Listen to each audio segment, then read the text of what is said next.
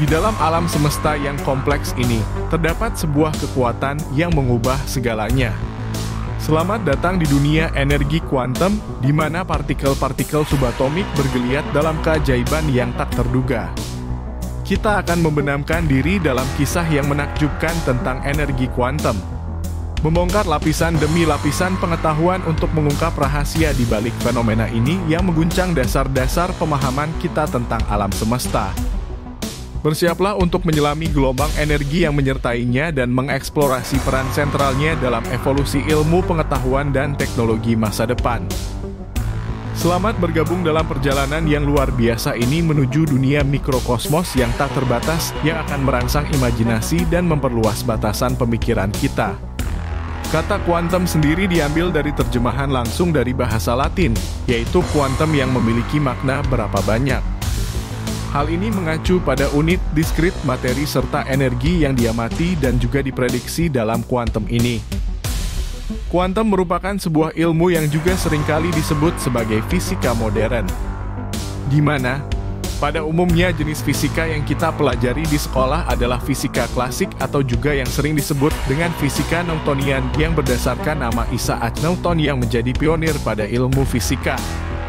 Sedangkan fisika kuantum sendiri pertama kali diperkenalkan oleh Albert Einstein yang membuka pandangan banyak orang terkait alam semesta. Seperti halnya bagaimana Isaac Newton yang berhasil mengubah pandangan orang-orang terkait hukum alam semesta pada zamannya. Para ahli fisika kuantum mendapat kesimpulan terkait teori ini sebagai berikut. Semua benda yang ada di dalam alam semesta merupakan sebuah kumpulan molekul yang terdiri dari kumpulan atom. Semua benda yang dapat dilihat secara fisik ini tidak lain adalah energi yang bergetar. Fenomena itulah yang menyebabkan berbagai benda tersebut seakan nyata, di mana pada kenyataannya hal tersebut tidaklah benar. Benda yang ada pada alam semesta berasal dari ruang hampa dan merupakan sebuah energi yang tampak dan juga bergetar.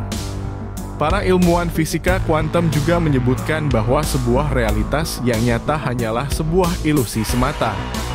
Para ilmuwan fisika kuantum juga telah membuktikan bahwa sebuah benda bisa berada di dalam dua dimensi berbeda di waktu yang bersamaan. Ketika roh dalam tubuh menguasai tubuh secara sempurna, maka di dalam diri tersebut diberlakukan hukum fisika kuantum. Seseorang dapat menjadi kekal atau abadi bila dapat melakukan perjalanan melalui kecepatan cahaya. Pada kecepatan cahaya tersebut, baik masa lalu, masa kini, serta masa depan bisa ada di saat yang bersamaan. Kesadaran kuantum adalah sebuah teori kesadaran di mana semua orang yang ada dan segala hal yang ada di alam semesta saling berhubungan antara satu sama lain atau memiliki suatu keterhubungan. Hal ini dinyatakan berdasarkan fakta bahwa medan kuantum bisa menjangkau segala hal. Beberapa alam semesta yang secara bersamaan dapat hadir. Hal ini memiliki arti bahwa orang yang telah mati dan juga orang yang bepergian menggunakan terowongan yang sama. Maka akan berakhir pada dunia yang sama dengan yang dihuninya sebelumnya. Hal ini juga dapat disebut dengan reinkarnasi. Dunia tidak berakhir ketika tubuh seseorang mati. Teori biosentrisme yang ada menyatakan bahwa tubuh manusia bisa mati, namun kesadaran yang ada akan selalu ada atau abadi. Hal ini memiliki makna bahwa kematian kesadaran tidaklah ada. Interaksi yang dilakukan antara sesama makhluk hidup dapat mempengaruhi segala hal yang ada di alam semesta. Manfaat energi kuantum bagi kehidupan manusia dapat diperoleh ketika Anda mengalami loncatan energi.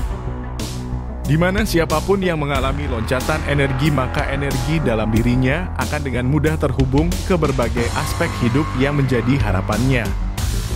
Baik dalam aspek kehidupan fisik, kehidupan rohani, ataupun kehidupan spiritual. Orang yang memiliki energi kuantum akan membuatnya berada dalam dimensi kehidupan rohani, segala sesuatu dalam kehidupan yang bersifat fisik akan mengikutinya. Jika diurutkan berdasarkan ukuran dari ukuran yang besar ke ukuran yang makin kecil, maka dimulai dari suatu benda, lalu molekul, lalu atom, lalu partikel subatomik, lalu kuanta, lalu bioenergi, dan terakhir energi vibrasi. Benda, molekul, atom, dan partikel subatomik. Kuanta berturut-turut merupakan getaran vibrasi dari yang paling lambat hingga semakin tinggi, sedangkan energi vibrasi merupakan getaran dengan frekuensi yang paling tinggi. Jika alam kehidupan manusia disepadankan dengan alam kenyataan materi benda, maka tubuh kita mempunyai getaran yang paling lambat. Sementara rohani memiliki energi vibrasi yang paling tinggi di alam semesta dalam diri manusia. Alam rohani dan alam pikiran berada pada level yang setara dengan energi vibrasi. Level energi vibrasi ini adalah level yang memiliki energi yang paling dahsyat. Rohani adalah aset utama manusia, karena rohani merupakan bagian terbesar dari alam pikiran, dalam kurung 12% adalah alam pikiran sadar dan 88% adalah alam pikiran bawah sadar atau perasaan. Sedangkan alam rohani berada pada level energi vibrasi dengan kekuatan energi yang dahsyat. Energi kuantum hukum tarik-menarik menyatakan sesuatu akan menarik pada dirinya segala hal yang satu sifat dengannya. Hal ini bisa diilustrasikan ketika kita memutar tuning radio ke 99,9 FM, maka siaran radio 99,9 FM lah yang akan terdengar. Hukum ini berlangsung secara otomatis.